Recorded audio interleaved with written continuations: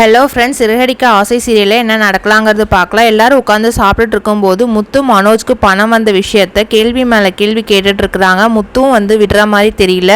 ரோஹிணி அது இதுன்னு சொல்லி சமாளிச்சிடுறாங்க.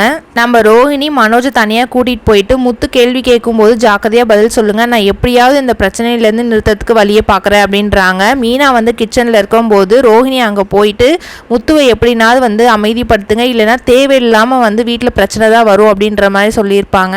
நம்ம மீனா முத்துக்கிட்ட போயிட்டு மறைமுகமாக சொல்லிட்டு இருப்பாங்க, அமைதியாக இருங்க அப்படின்னு சொல்லிட்டு இருக்கும்போது காமெடியாக ஃபன்னாக ரெண்டு பேத்துக்கும் போயிட்டு இருக்கும். முத்து இருந்துக்கிட்டு தப்பு பண்ண யாராக இருந்தாலும் நான் தட்டி கேட்பேன் அப்படின்றாங்க. அடுத்து ரோஹிணியும் அவங்க ஃப்ரெண்டு திவ்யாவும் பேசிக்கிட்டு இருக்காங்க. ரோஹிணி இருந்துக்கிட்டு எனக்கு 15 லட்சம் அமௌண்ட் வந்த விஷயத்த பேசிக்கிட்டு இருக்காங்க.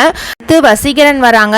இந்த மாதிரி எனக்கு கல்யாணம் ஆகும் போது எனக்கு அமௌண்ட் வேணும் அப்படின்ற மாதிரி கேட்பாங்க. உடனே ரோஹிணி கேட்டு இந்த மாதிரி ஏதாவது பிஸ்னஸ் பண்ணுறதுக்கு ஐடியா சொல்லு அப்படின்னு சொல்லும் போது எனக்கு 1 லட்ச ரூபா காசு கொடு, நான் வட்டி கொடுக்குறேன் அப்படின்ற மாதிரி சொல்கிறாங்க. அடுத்து ரோஹிணியும் இதை நம்பிட்டு போய் மனோஜ் கிட்ட இருந்து ஏமாற்றி 1 லேக் அமௌண்ட் எடுத்துகிட்டு வசீகரனுக்கு கொடுத்துட்றாங்க. பார்க்கலாம் இது ரோஹிணியால் இந்த பணத்தை போகுதா, இல்லை மனோஜ் ஏதாவது வீண்படுத்தி இந்த பணம் வேஸ்ட் பண்ணுறாங்களா என்னங்கிறது தெரியல. கண்டிப்பாக முத்து இந்த அமௌண்ட்டை எப்படினாவது காப்பாற்றுவாங்க. இது எப்படி வந்ததுன்னு சொல்லிட்டு கண்டிப்பாக கண்டுபிடிப்பாங்கன்னு நினைக்கிறேன். மீனா கிட்ட போய் ரோஹிணி கிச்சனில் நின்று பேசுறது மீனா கண்டிப்பாக அப்செட்டாக இருப்பாங்கன்னு நினைக்கிறேன். நீங்கள் என்ன நினைக்கிறீங்கன்னு கமெண்ட் பண்ணுங்கள். நம்ம சேனலுக்கு சப்போர்ட் பண்ணுங்கள். தேங்க்யூ ஃபார் வாட்சிங். Bye by.